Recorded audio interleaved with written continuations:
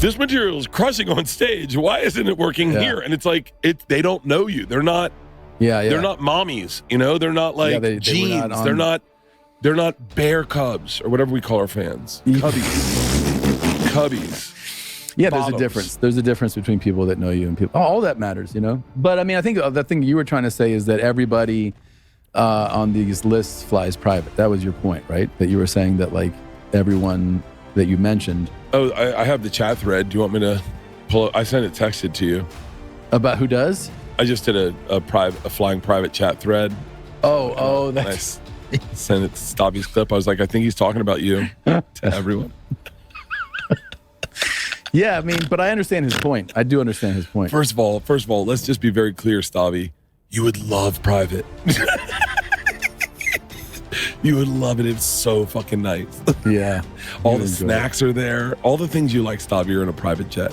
But he wants the adversity. That's what he's saying. He's right. I mean, he's right. He's right. I mean, I think waiting in line and getting like fucked over by TSA is a funnier experience than being like, can we drive onto the tarmac? For sure. Like there's no question about it, man. There's no question. He's right about that. I have more jokes about being in an airport bar than I do to someone saying, would you like caviar and champagne this morning? It's not as funny. It's definitely not as funny. It's not. And I will say that like, but then there's the guys, sorry to cut you off, but there's the guys there's the guys who... Someone trying to set a Guinness World Record. There's the guys that fly private in comedy, and this always makes me laugh. Like I don't advertise it, obviously. Like I'm not out there being like, you know, whatever. You do it when you do it on tour.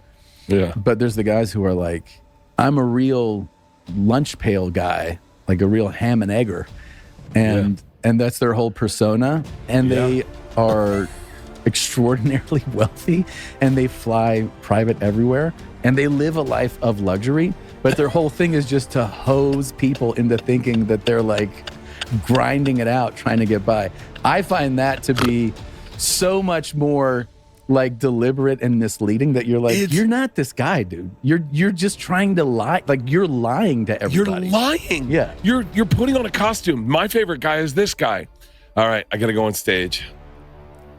Oh, right. Here, hold that for me. Hold that. And what? Wait, what are you doing? They can't see that, man. Yeah. You know what he's saying when he does that? You know what he's saying? They're fucking so stupid. Yeah. These 20,000 people in this room are so stupid that if they see that, oh man, I got to deal with how dumb they are. Yeah, exactly. And that's not respecting your audience, dude. No, it's not. It's not respecting your audience. And I'm not saying, look, whatever, put anyone's name in this you want that you think is the guy. It's not the one you think. But I will say, and I'm caught in shit for this, and I said it to Eliza one time. Eliza said, don't ever tell anyone you've flown private. And I went, no, I'm not going to do that, because my negotiation with an audience is that I will try to be as honest as I can to make it funny or to be as real. I want you to witness every change I go through so that when you see me on stage, you know you're still talking to the guy you fucking met who went to Rogan's house fucking 15 years ago and told the machine story, and like the person I am today. For what they thought was the first and last time. Keep going. Yeah. Yeah. They're like, he'll never tell this again. What a great story. And you're like, funny that you say that. I'm going to do it 20,000 times.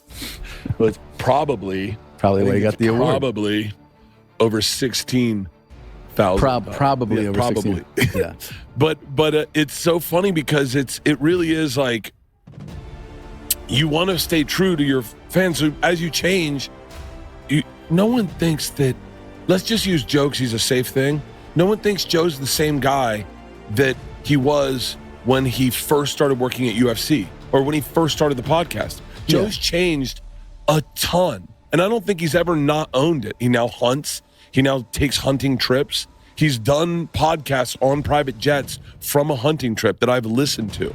Joe's been very honest about every part of who he is. And there's huge parts of Joe that haven't changed at all. Listen, I've been honest with my testosterone use, my Manjaro, my anxiety, my drink. Well, I'm not totally honest with my drinking, but I try to be as honest with the things that matter.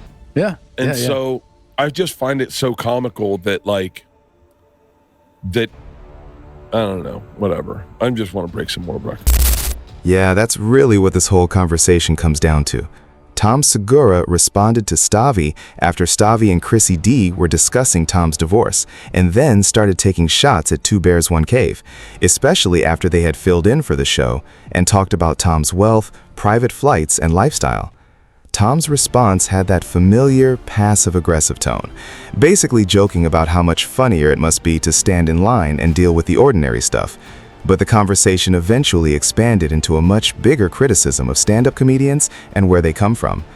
The argument was that a huge percentage of successful comedians had some kind of financial safety net while they were developing their careers. The basic point is pretty simple. Comedians constantly say it takes roughly 10 years to become truly good at stand-up. But if you spend a decade making little or no money, how exactly are you paying your rent and surviving? The claim is that many comedians had parents who were wealthy or financially successful enough to help cover their expenses, giving them the freedom to keep performing even when the money wasn't there. Stavvy was being grouped into that same conversation, with the argument being that if your basic expenses are already handled, you can afford to take a Saturday gig in Cleveland for $100 because you aren't worried about how you're going to pay your bills.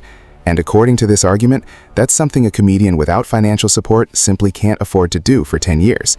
There are obviously exceptions, and Chris Rock was brought up as one of them. He wasn't coming from a wealthy background, but he also didn't need a decade of financial freedom before becoming successful. The same example was made with Artie Lang, who started doing stand-up around 1990 and was already appearing on Mad TV by 1994, meaning he didn't have the luxury of spending years waiting around to figure everything out.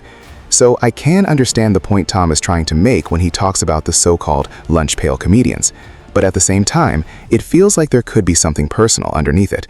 A lot of this conversation started after Tom's divorce became public, and Tom has already expressed frustration over the fact that TMZ reported on it. There are also claims and speculation about who may have provided information to TMZ, including speculation that Tom wanted the public to know Christina P. was the one who filed for divorce. But that's speculation, and it shouldn't be presented as established fact. What is clear is that the divorce became a major topic among fans, and there has been plenty of discussion about who filed and how the story was presented publicly. From there, the commentary turned toward the reaction Tom has been getting online, with the argument being that many fans appear to be siding with Christina, and that Tom isn't necessarily happy with how the situation has played out publicly. Then Bert Kreischer gets dragged into the conversation too, with criticism of his constant stories about drinking and his lifestyle. The frustration is basically that everyone already knows Bert drinks, so there doesn't seem to be much value in hearing him repeatedly talk about it as if it's some brand new revelation. And that brings the whole discussion back around to the bigger issue: wealth, privilege, comedy careers, divorce drama, and how much of what audiences see from these comedians is shaped by the lives they were able to live before they ever became famous. So what do you guys think? Is Tom actually making a legitimate point about the financial advantages some comedians have when starting out? Or is this whole argument coming from a much more personal place because of everything surrounding his divorce? Let me know your thoughts in the comments.